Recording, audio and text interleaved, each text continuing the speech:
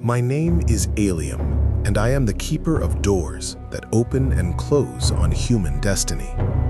For 30 years, I have run an inn on the edge of Bethlehem, a modest establishment that serves travelers, merchants, and those compelled by Rome's endless bureaucracy to journey from their homes. I am not a wealthy man, nor am I particularly poor.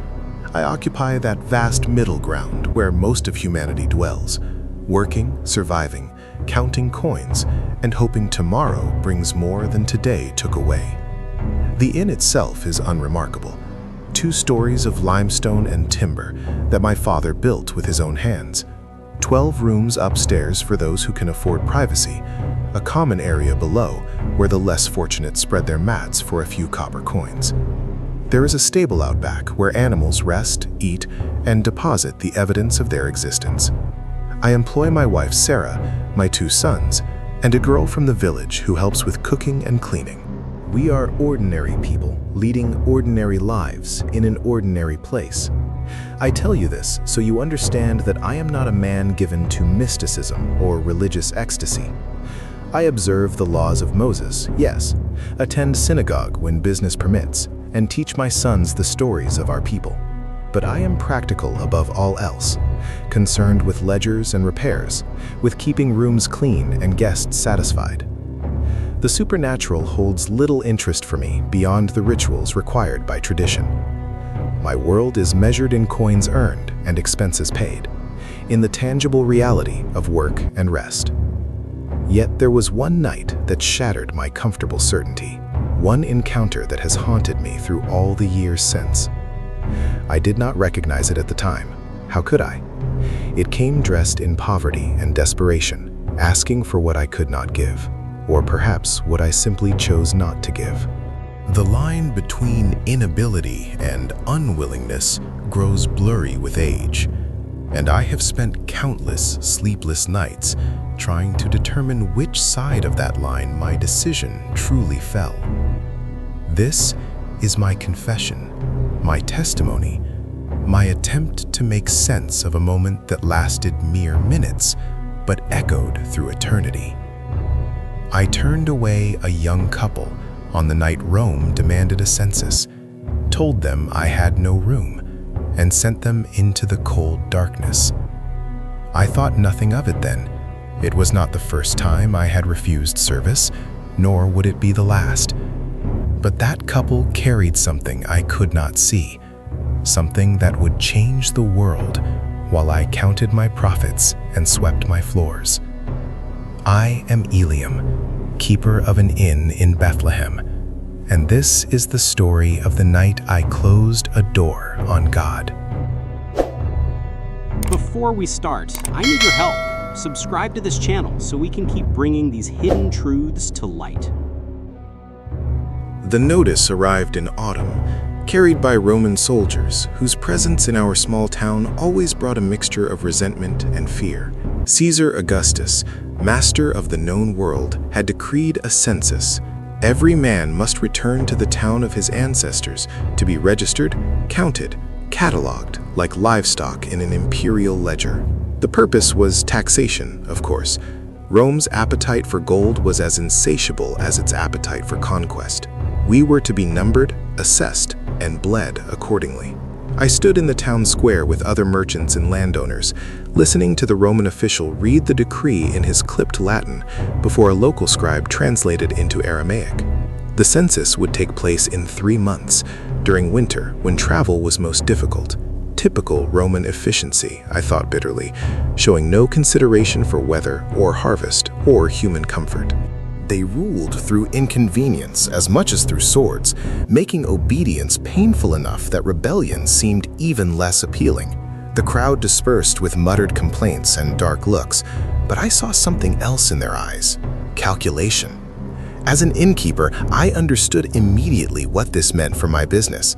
Bethlehem was David's city, and David's descendants numbered in the thousands, scattered throughout Judea and beyond. They would all come flooding back, filling every available room, sleeping in courtyards and stables, driving up the price of bread and wine. A crisis for most meant profit for me. That evening, I sat with Sarah reviewing our supplies and planning for the influx. We would need more bedding, more oil for lamps, certainly more food. The boys would sleep in the stable to free up their room for paying guests. We could charge triple our normal rates. People would pay it because they had no choice. My wife looked at me with concern, asking if it was right to profit so heavily from others' misfortune.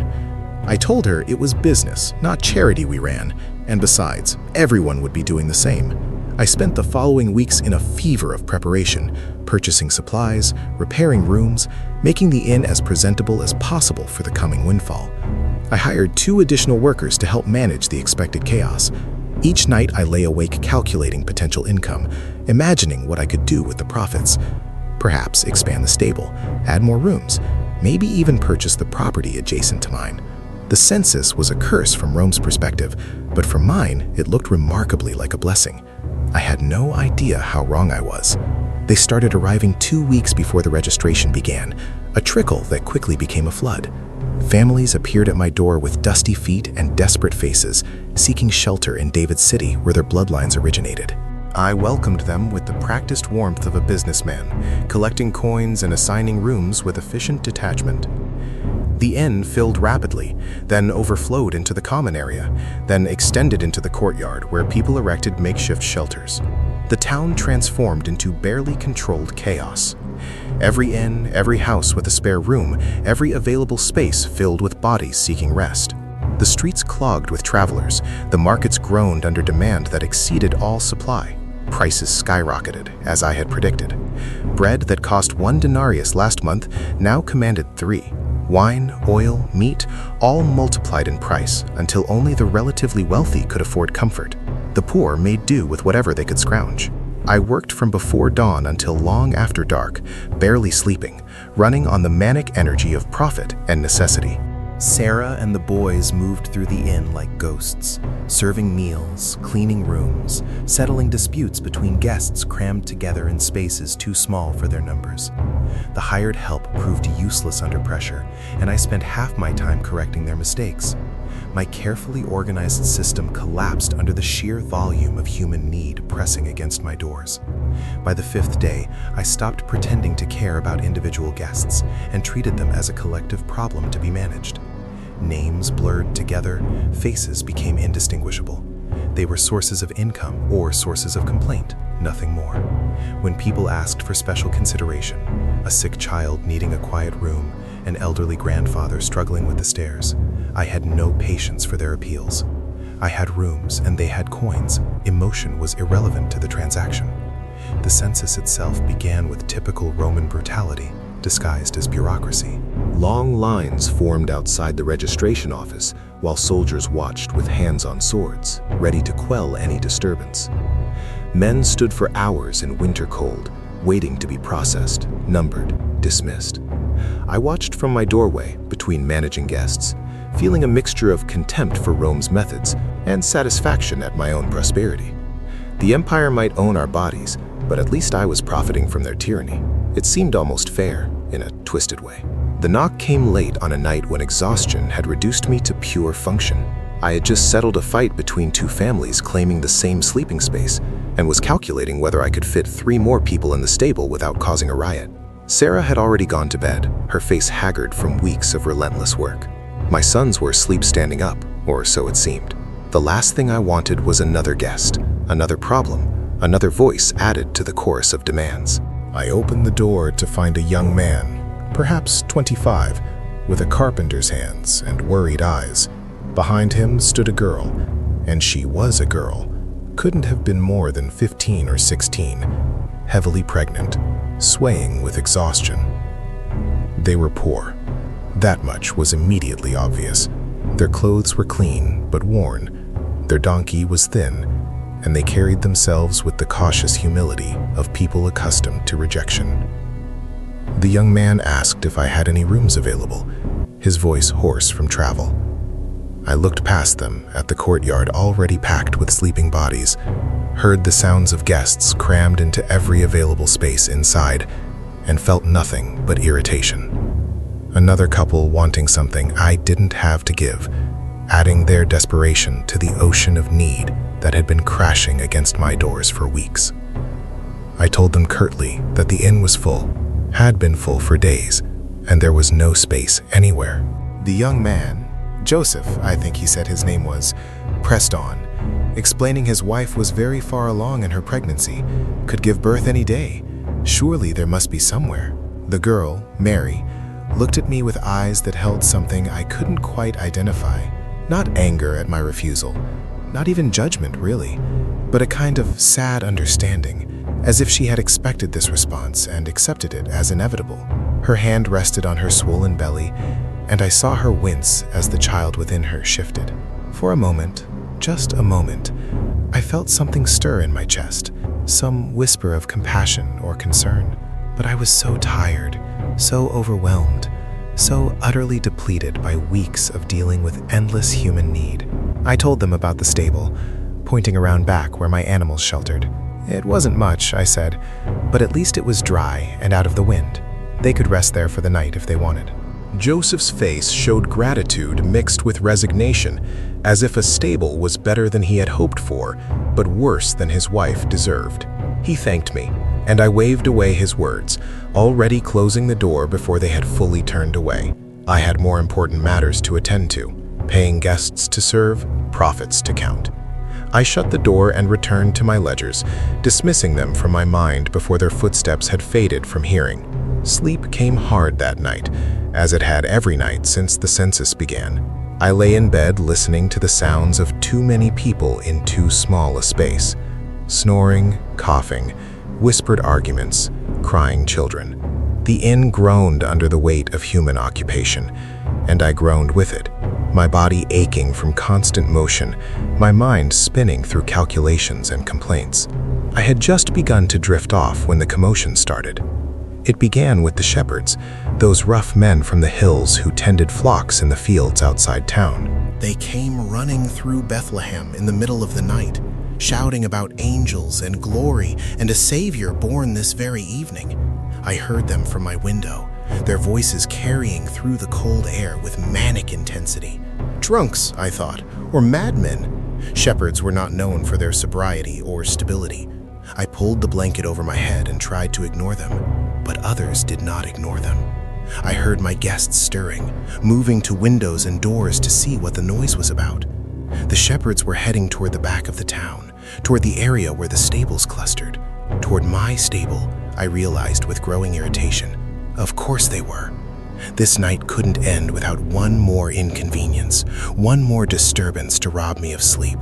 I rose from bed and dressed, intent on driving them away before they woke every guest I had. By the time I reached the stable, a small crowd had already gathered. The shepherds knelt in the straw, their weathered faces turned upward with expressions of awe that looked almost painful. Other townspeople clustered around the entrance, whispering and pointing. Through the press of bodies, I caught a glimpse of the young couple I had turned away earlier. The girl held a newborn infant wrapped in strips of cloth, the child's birth so recent that blood still stained the straw beneath them. I stood at the edge of the crowd, confused and annoyed in equal measure. What were these people doing? Why were shepherds treating a common birth like a royal announcement? The young father, Joseph, looked bewildered but protective, positioning himself between the visitors and his exhausted wife. The baby made small sounds, neither crying nor cooing, just existing with that mysterious self-containment of the newly born.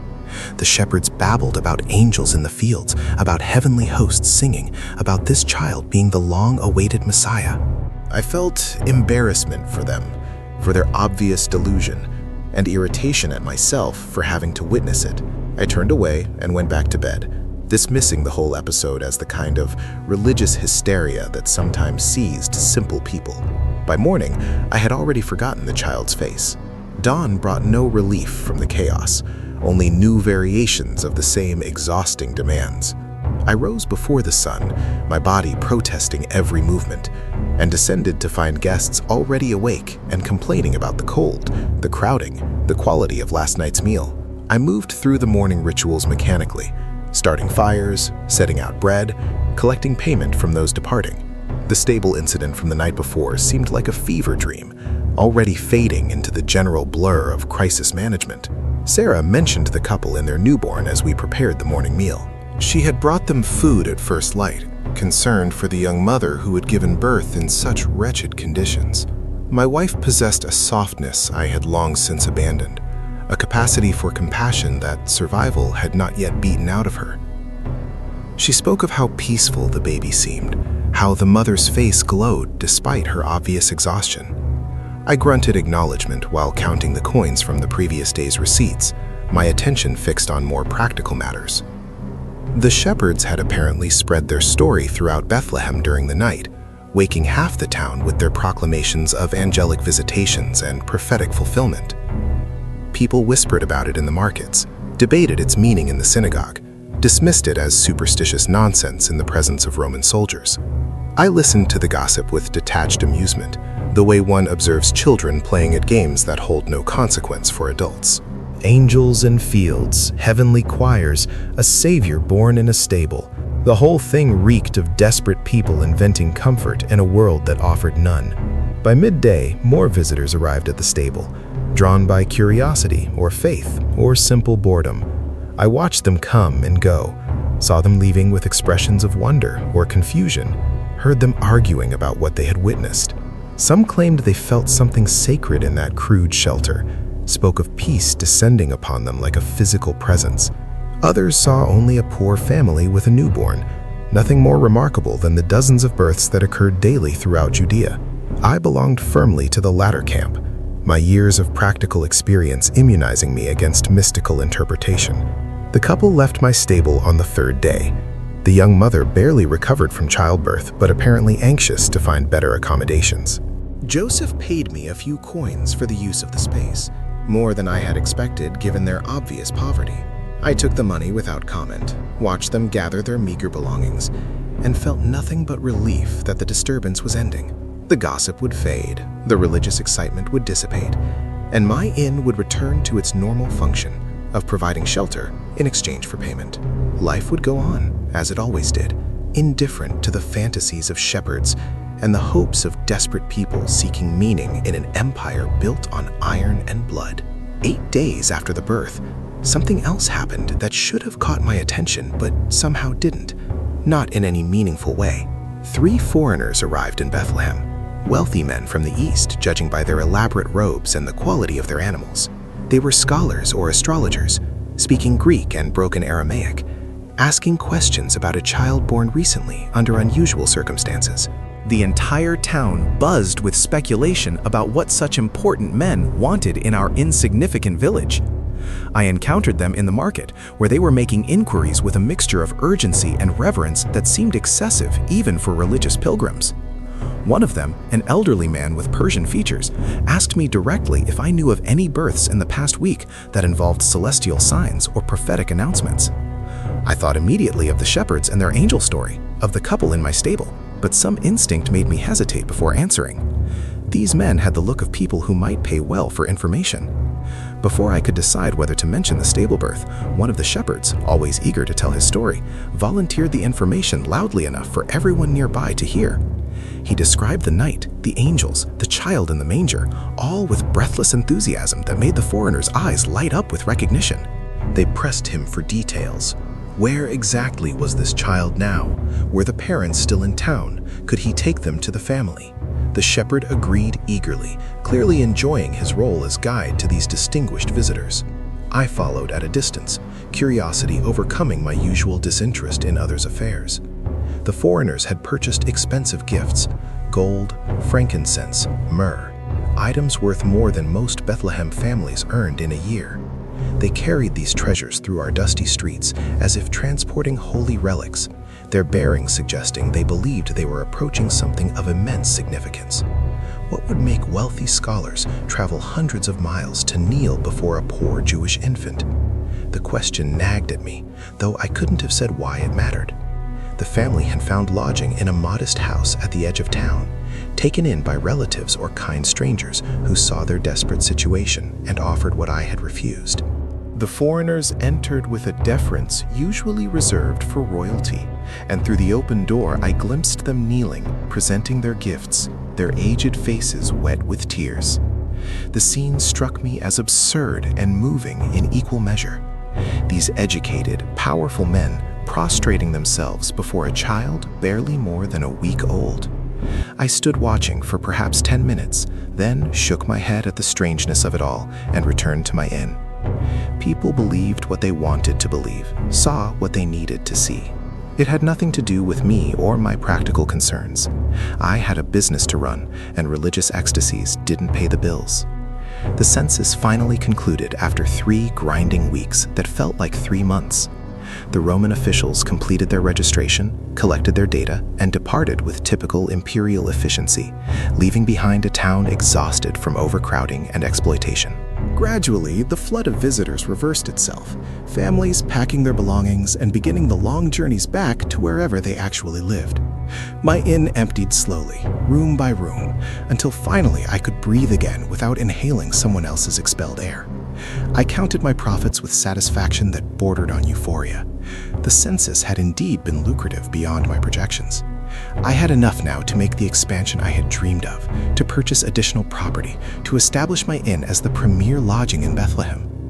Sarah urged me to donate a portion to the synagogue or distribute alms to the poor who had suffered during the crisis, but I dismissed her concerns. I had earned this money through hard work and strategic thinking. Charity was for those with surplus. I had plans for every coin. The foreign scholars departed as mysteriously as they had arrived, leaving before dawn without explanation. Rumors spread that they had been warned in a dream not to return to Jerusalem, that King Herod himself had taken interest in the child they sought. The gossip seemed fantastical to me, the kind of embellishment that simple people added to stories to make them more interesting. Why would Herod care about a carpenter's son born in a stable? The entire thing was obviously being blown out of proportion by people desperate for excitement in their mundane lives. The young couple, Joseph and Mary, also left Bethlehem, though no one seemed to know where they went. Some said Egypt, others claimed they returned to Nazareth. A few whispered about angelic warnings and royal threats. I paid little attention to their departure, focused instead on cleaning and repairing the damage 3 weeks of occupation had inflicted on my property. The stable in particular required thorough cleaning, and I spent an entire day shoveling out soiled straw and scrubbing away the evidence of the birth that had occurred there. As I worked, I found a small piece of cloth caught in the rough wood of the manger, a fragment of the swaddling that had wrapped the infant. I pulled it free, examining it briefly before tossing it onto the refuse pile. It was nothing, just a scrap of fabric from a poor family's meager possessions. Yet for some reason I paused before it burned, felt a strange reluctance to destroy it entirely. The feeling passed quickly, buried under practical concerns and the satisfaction of returning order to chaos. The stable was clean, the guests were gone, and life in Bethlehem was settling back into its comfortable, predictable routine. I had survived the census and prospered from it. What more could a reasonable man ask for? Weeks passed into months, winter yielding to spring, and the memories of the census faded like dreams upon waking. My expansion plans moved forward. I purchased the adjacent property and began construction on additional rooms. Business remained steady, not as frantic as during the census, but reliable enough to justify my investments. I worked long hours overseeing the construction, managing guests, planning for future growth. Success felt tangible, measurable in coins and structures and satisfied customers. The stories about the stable birth persisted longer than I expected, repeated by the shepherds whenever they came to town, embellished by those who claimed to have witnessed something miraculous that night. The tale took on mythic qualities. Some versions included stars stopping in the sky. Others featured angels visible to everyone present. A few claimed the child himself glowed with divine light.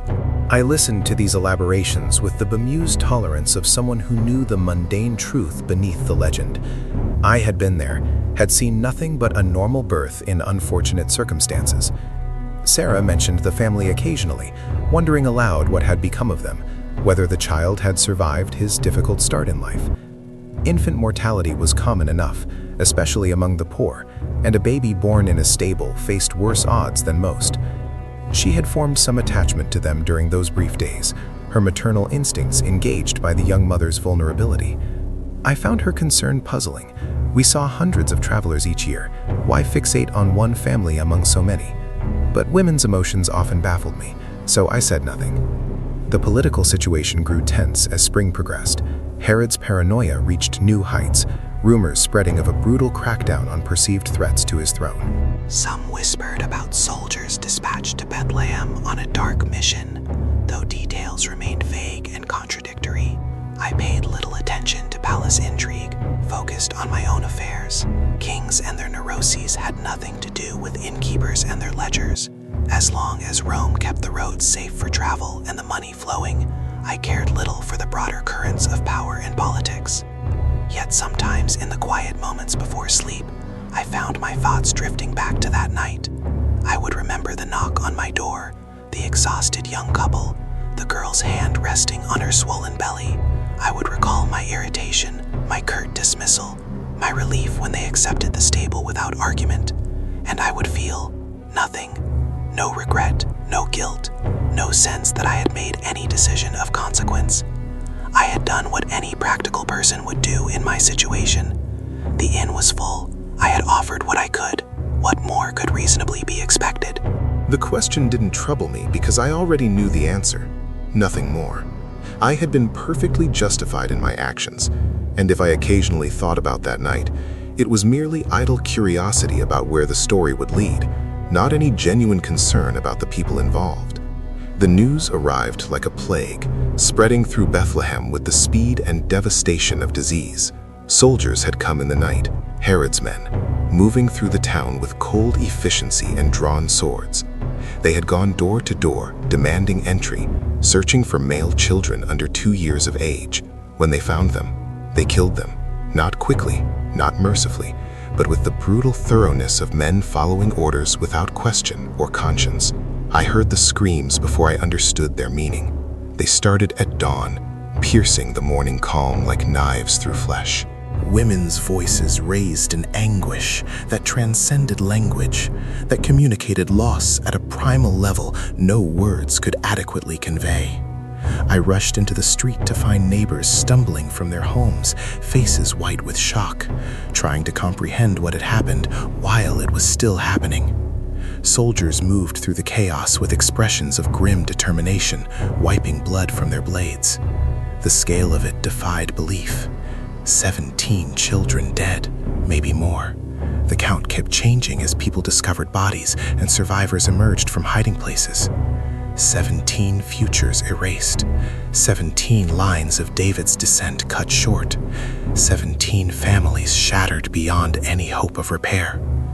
The soldiers offered no explanation, simply completed their grim task and departed, leaving Bethlehem drowning in blood and grief. The morning sun rose on a town that would never be the same, that would carry this wound through generations. I moved through the streets in a daze, seeing things my mind refused to process. A mother sitting in a doorway, rocking an empty blanket, her child's body already taken away. A father beating his fists bloody against a wall, unable to direct his rage at any target that could satisfy it. Small bodies wrapped in cloth, lined up in the synagogue courtyard like abandoned goods. The smell of blood mixing with the smell of fear, creating an atmosphere that made breathing feel like an act of violence against the dead. Then someone spoke the reason aloud, and my world tilted on its axis. Herod had been searching for a child born recently, a boy the foreign scholars had come seeking, a baby prophesied to be king. Unable to identify the specific child, the tyrant had decided to kill them all, to ensure the threat was eliminated along with the innocent. And everyone knew which child had drawn the foreign visitors, which birth had been attended by shepherds claiming angelic visions. The stable birth, the couple I had turned away, the child I had dismissed as unremarkable. My stable had sheltered the target of a king's paranoid rage. And 17 other children had died because Herod couldn't find the one he wanted. I stumbled back to my inn and vomited until nothing remained but bile and dry heaves. My hands shook so violently I couldn't hold a cup of water Sarah brought me. The connection between my action or inaction and the massacre felt simultaneously tenuous and absolute. I hadn't killed those children, hadn't wielded the swords or given the orders, yet somehow I felt their blood on my hands anyway, seeping into my skin until I would never be clean again. Sarah found me in the stable, standing at the manger where the child had lain. I told her everything, about turning the couple away, about the shepherds and their angel story, about the foreign scholars and their expensive gifts. I confessed my dismissal of it all as superstition and hysteria, my focus on profit, while something momentous happened in my own stable. My wife listened without interruption, her face reflecting horror and pity in equal measure. When I finished, she said simply that I couldn't have known, that anyone would have done the same in my position. But would they? The question haunted me through sleepless nights and hollow days. Would another innkeeper have found room somehow, squeezed them into some corner, refused to send a pregnant woman to a stable? Or was Sarah right? Was my action so ordinary, so predictable, that I bore no special guilt? I wanted desperately to believe the latter, but the 17 small bodies argued otherwise. They had died because a child born in my stable had been important enough to threaten a king, and I had been too blind to see it. The town's grief transformed into a poisonous atmosphere where everyone searched for someone to blame. Some cursed Herod, which was safe enough since he was already universally hated. Others blamed the foreign scholars for drawing attention to Bethlehem with their inquiries. A few whispered that the couple themselves bore responsibility for fleeing rather than surrendering their child to save the others. But I heard another whisper too, saw it in the eyes of neighbors who had heard about the stable birth. If the innkeeper had given them a proper room, maybe the shepherds wouldn't have found them so easily. Maybe the news wouldn't have spread so widely.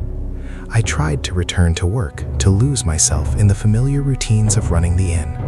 But everything felt contaminated now, every transaction tainted by the knowledge that I had prospered during a census that set these events in motion. The expansion I had been so proud of seemed obscene, a monument to my own greed built on the foundation of choices that led to slaughter. Guests came and went, unaware of my internal collapse, and I served them mechanically while dying slowly inside. At night, I dreamed of knocking, endless knocking, and each time I opened the door, the couple stood there holding not an infant, but a sword dripping with the blood of 17 children. Time moved forward because it had no choice, and I moved with it because I lacked the courage to stop. Bethlehem slowly recovered from the massacre, though recovered seems too generous a word for what actually happened. We simply learned to live with the wound, to function despite the permanent damage. The families of the murdered children existed in a state of ongoing grief, marking the years by their loss. The rest of us carried our guilt or indifference with varying degrees of consciousness, letting the daily demands of survival blunt the sharp edges of memory. My business suffered for a time, travelers avoiding Bethlehem because of its dark reputation, but eventually commerce resumed its natural patterns. People needed lodging, and I provided it, the transaction as simple and soulless as ever. I completed the expansion I had planned, though the achievement felt hollow. Sarah and I never spoke of that night again after our initial conversation, an unspoken agreement to seal it away where it couldn't poison every interaction. My sons grew up knowing something terrible had happened before they could remember, but not knowing their father's role in the events. I attended synagogue more regularly, searching for something I couldn't name in the ancient words and rituals. The rabbi spoke of God's mysterious ways, of suffering that served divine purposes beyond human understanding. The words offered no comfort, only the cold consolation that I was part of a pattern too vast to comprehend. I prayed, though I didn't know to whom or for what. Forgiveness seemed too much to ask for, understanding impossible to achieve. Mostly, I prayed for the nightmares to stop, for the sound of knocking to fade from my dreams. Rumors circulated occasionally about the child who had escaped Herod's slaughter. Some claimed the family had died in Egypt. Others said they returned to Nazareth when it was safe. A few insisted the boy was growing up learning his father's carpenter trade, living an ordinary life in an unremarkable town. I obsessed over these stories, collecting them like a miser hoarding coins, trying to piece together a narrative that would explain what had happened and what it meant.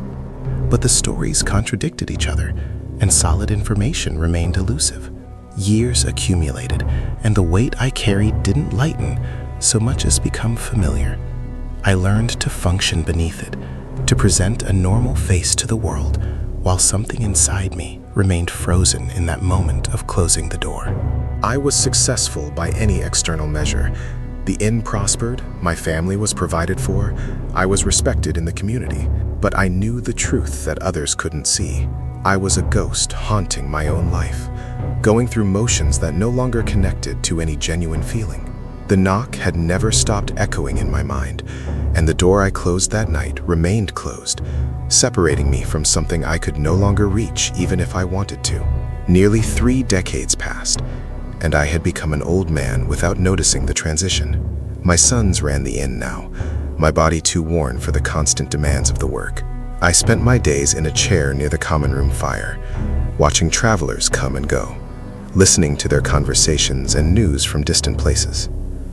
Sarah had died 5 years earlier, taking with her the last connection to that night we never discussed. I was alone with my memories, waiting for death, with neither fear nor anticipation. Then the news began filtering down from the north.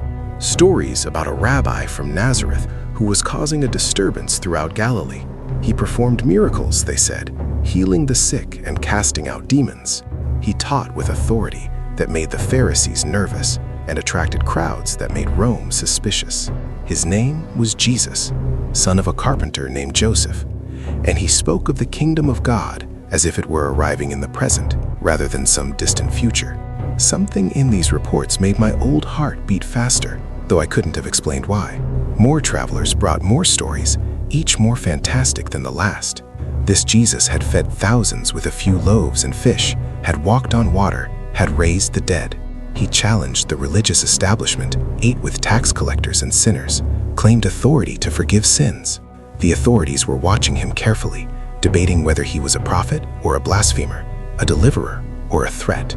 Some whispered he might be the Messiah, the one promised to restore Israel's glory. Others dismissed him as another deluded zealot who would be crushed by Rome like all the others. I became obsessed with these stories, pressing travelers for details, lying awake at night trying to calculate the years. A man in his early 30s from Nazareth, son of Joseph the carpenter. The age was right, the location matched, even the name aligned with what the angel had supposedly told the young woman in my stable 3 decades ago. Could it be the same child? Had the infant I dismissed so casually grown into a man whose words and deeds were shaking the foundations of our world? The question consumed me with an intensity I hadn't felt since the massacre. I needed to know if this Jesus was the child from my stable, needed to understand if the life I had been living for 30 years had been running from or towards something. My sons thought I was becoming senile, fixating on religious enthusiasm that had nothing to do with us. But I knew better. If this rabbi was that child, then everything meant something different than I had believed. The knock on my door hadn't been just another desperate traveler. It had been the hinge of history, and I had chosen to remain closed. Against my son's protests and my own body's warnings, I decided to go north and see this Jesus for myself. I needed to look at his face, to know with certainty whether he was the child I had turned away. The journey would be difficult for a man my age, possibly fatal, but that seemed appropriate somehow. I had spent 3 decades avoiding the truth. Spending my remaining strength to find it seemed like the least I could do. I traveled slowly, joining groups of pilgrims heading to various festivals, resting frequently in towns along the way. My fellow travelers spoke constantly of Jesus, debating his identity and purpose with passionate intensity.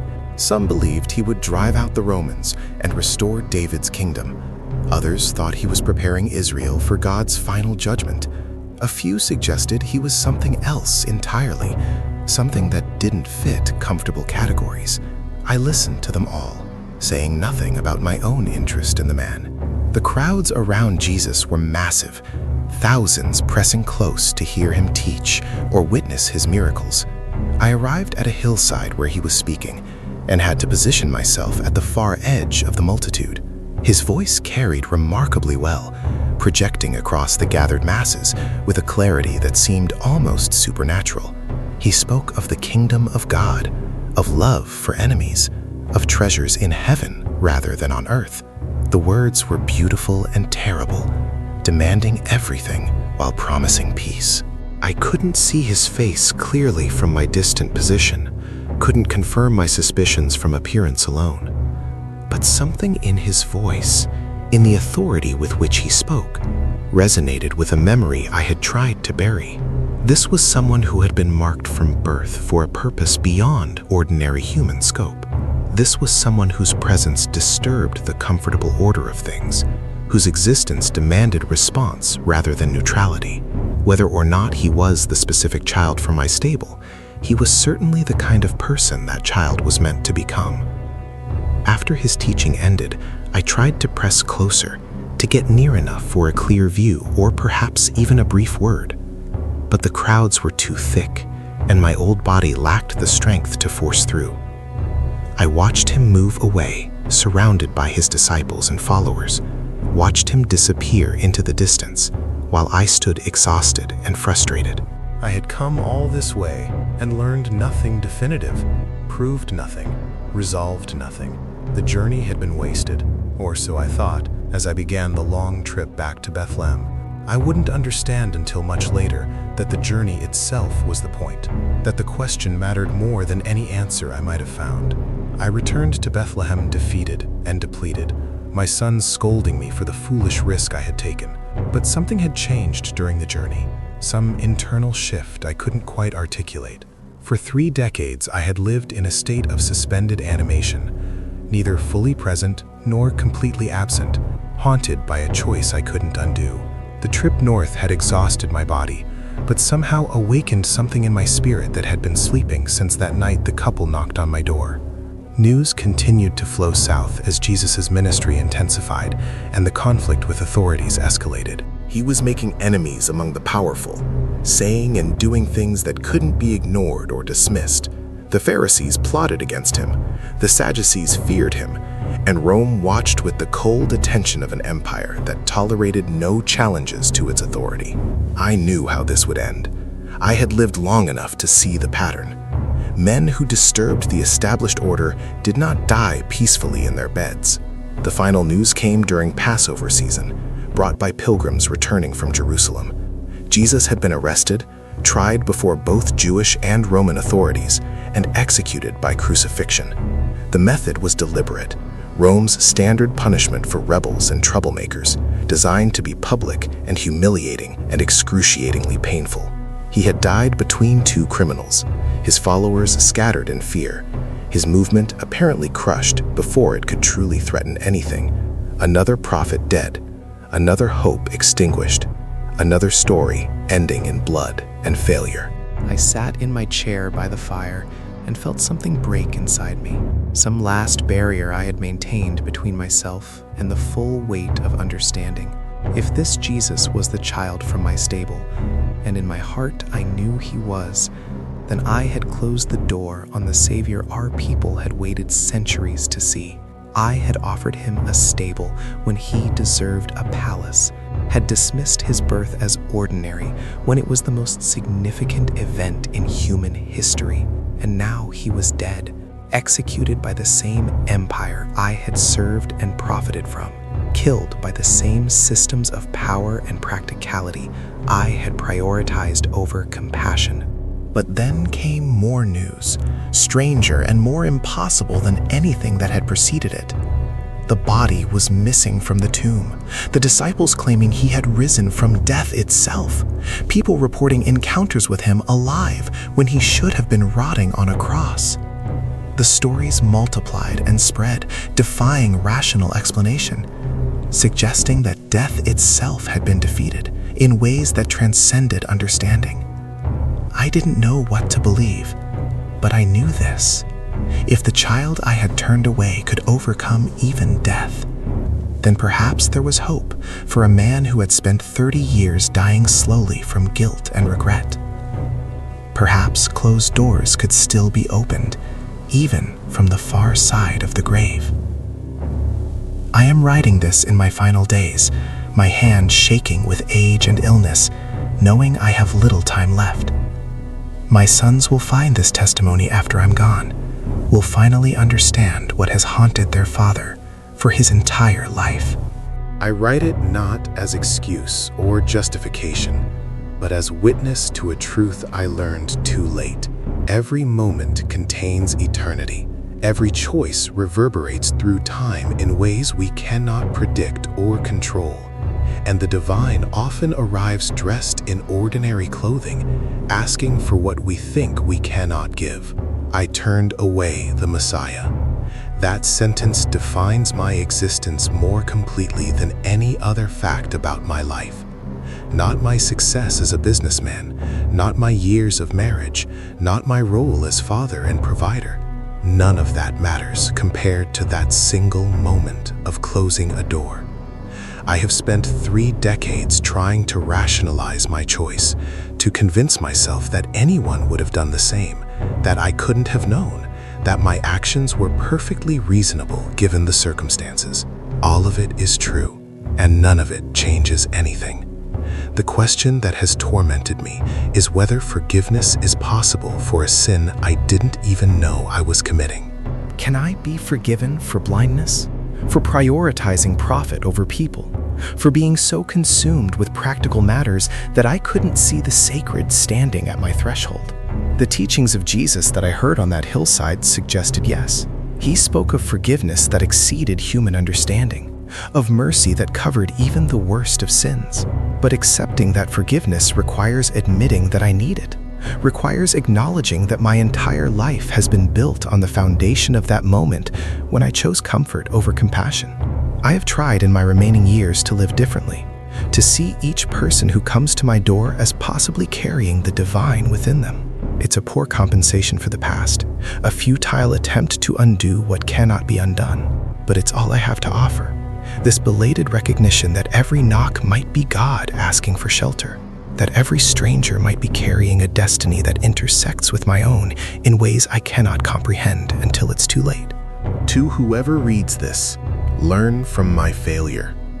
Do not wait for certainty before offering compassion. Do not let practical concerns blind you to the sacred. Do not close doors so quickly that you miss the opportunity standing on the other side. The Messiah came to my door, and I turned him away, because I was too busy, too tired, too focused on my ledgers to recognize glory dressed in poverty. I have paid for that mistake with 3 decades of regret, and I will carry it into whatever judgment awaits beyond death. But perhaps, even innkeepers who close doors on God can find their way home again. Perhaps the door I shut so long ago can still be opened from the other side. I don't know. I can only hope and confess and die wondering what might have been if I had said yes instead of no on that cold night in Bethlehem when the world changed and I was too blind to see it. They found my testimony after I died, hidden among my personal effects, where I knew my sons would discover it during the process of settling my affairs. How they reacted to my confession, I cannot know. I have passed beyond the reach of such knowledge.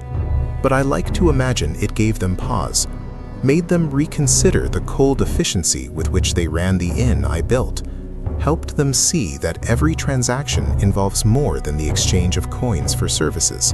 The inn still stands in Bethlehem, run now by my grandsons, who never knew the man whose choices shaped the family's history.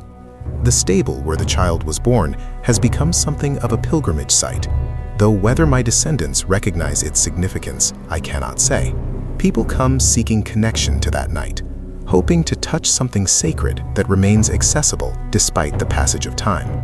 They don't know the true story, that the sacred was turned away before it ever reached that stable, that the miracle occurred despite, rather than because of, the innkeeper's hospitality. Sometimes I wonder what my life would have been if I had made a different choice that night. Would I have recognized the child's significance? Would I have protected him better, treated him with the honor he deserved? Or would I have simply moved him from the stable to a room, still blind to what I was hosting, still focused on my ledgers and plans. Perhaps the outcome would have been the same. Perhaps I was always destined to be the man who closed the door, whose refusal became part of the story by its very absence of understanding. But I think now, from whatever perspective death has granted me, that the point was never about me at all. The child didn't need my room or my recognition to fulfill his purpose. He came into the world through the narrowest of openings, was born in the poorest of circumstances, and somehow changed everything despite being rejected by people like me. My failure was complete, but it wasn't fatal. Not to him, and maybe not even to me. The door I closed is the door he learned to open from the other side, and his knocking continues long after the original innkeeper has turned to dust. To those who read this story, the knock comes to every door eventually. The question is never whether the divine will arrive, but whether we will recognize it when it does. I failed that test, lived my entire life in the shadow of that failure, and died still uncertain whether redemption was possible for someone who missed the moment that mattered most. But the child I turned away taught that no one is beyond reach, that doors can be opened even after death, that the kingdom of God includes even those who closed their hearts to its king. I don't know if I deserve such grace. I know only that I need it, and that perhaps the need itself is enough. The door remains, and somewhere beyond my sight, someone still knocks.